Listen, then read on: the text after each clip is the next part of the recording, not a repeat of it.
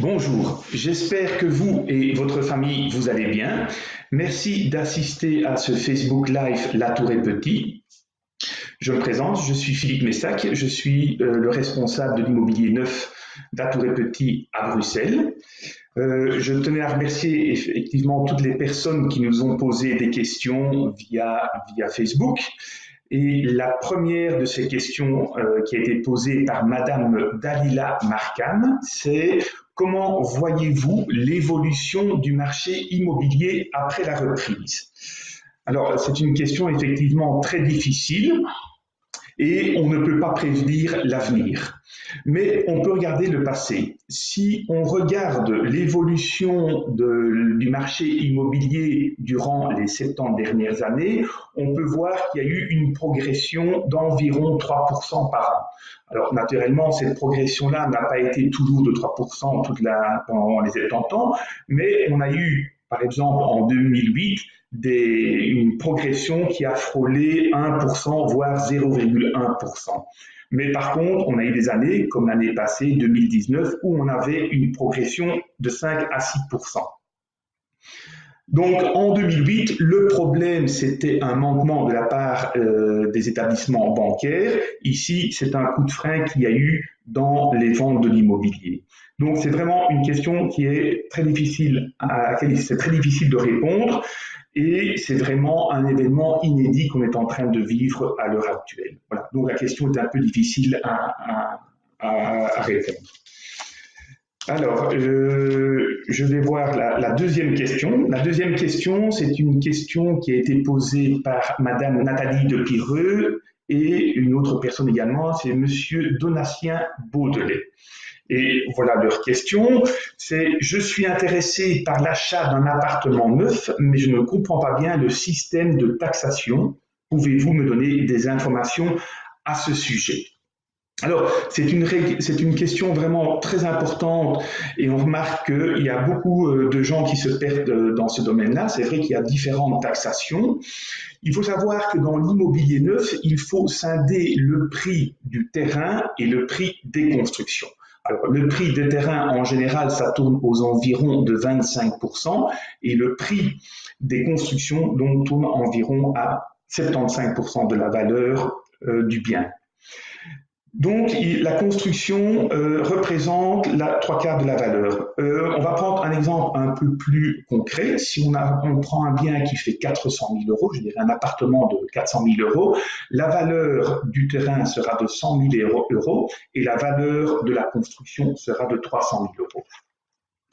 Il y a à partir de ce moment-là 3 grosses taxations différentes. La première taxation qu'on va avoir, c'est la TVA de 21% qui s'applique et sur la valeur terrain et sur la valeur de la construction.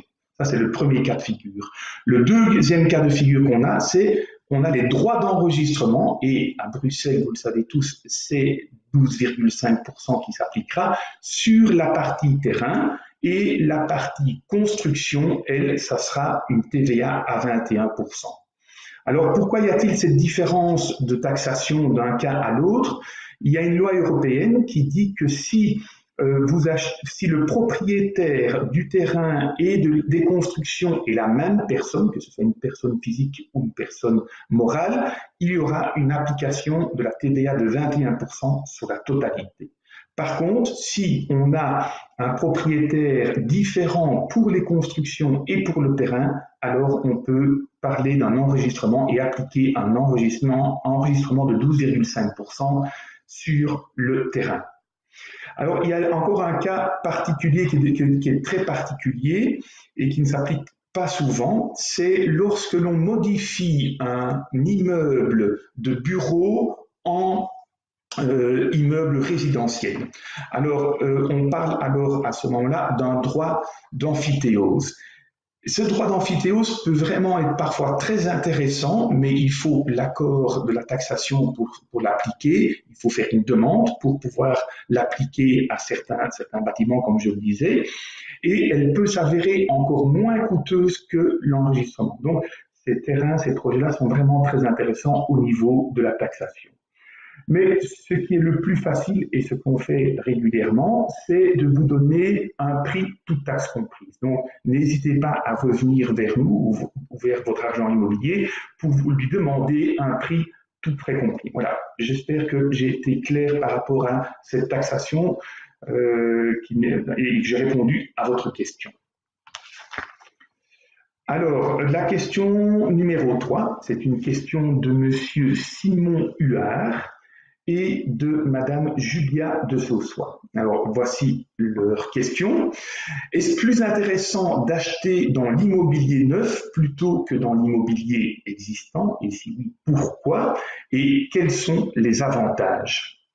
Alors, naturellement, lorsqu'on achète de l'immobilier neuf, et je viens de vous le raconter, c'est qu'en général, il y a une taxation d'enregistrement sur le terrain et une TVA sur la partie construction. C'est une TVA de 21%, donc elle est plus élevée naturellement qu'un enregistrement.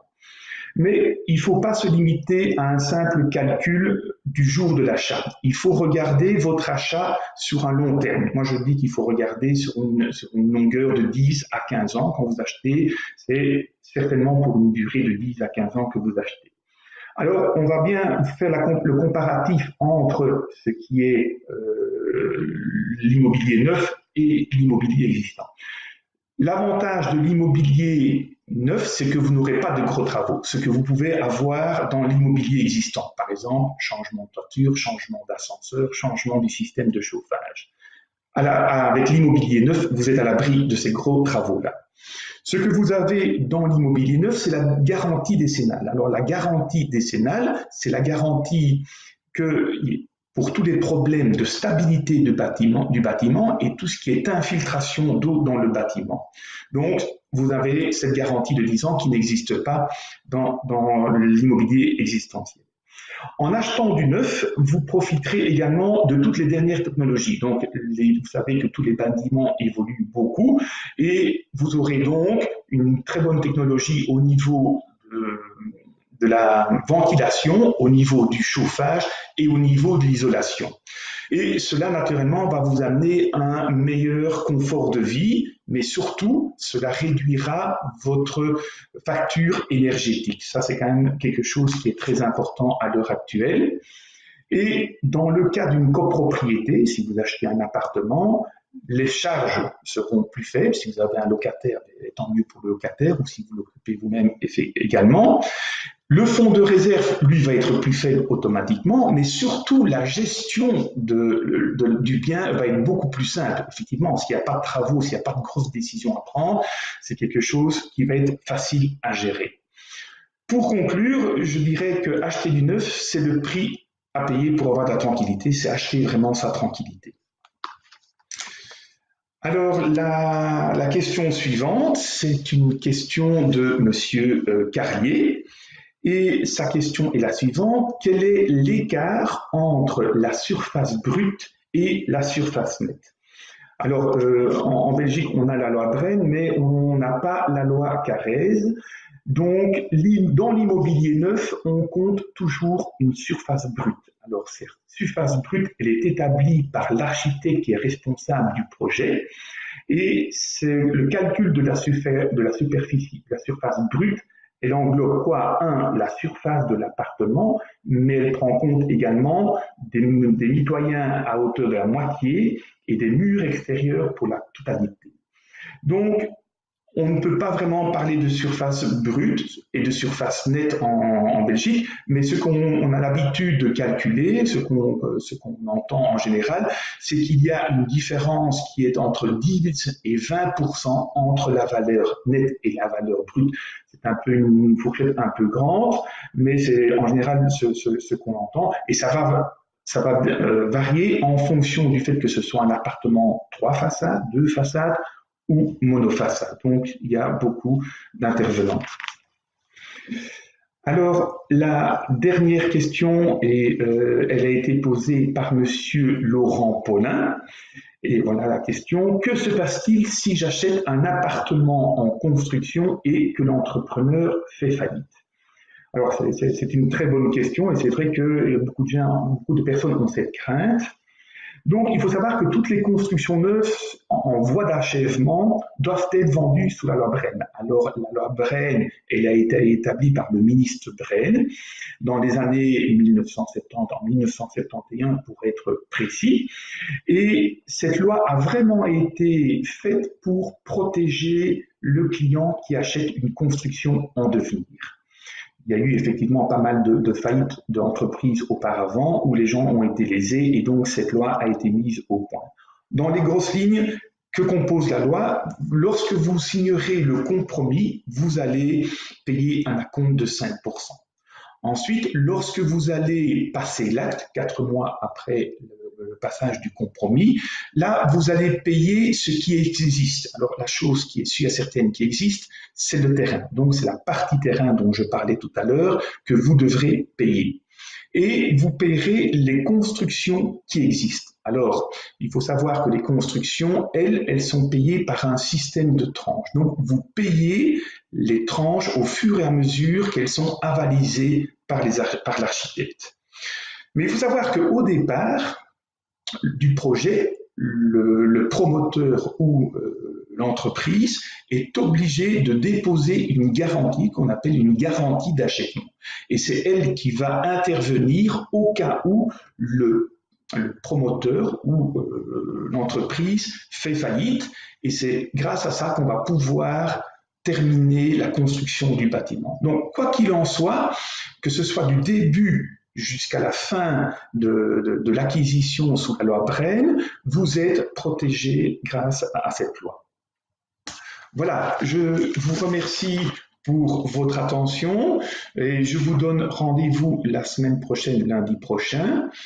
Je vous souhaite à vous et à toute votre famille le meilleur. Soyez prudents et surtout restez bien chez vous. Voilà, à bientôt et merci.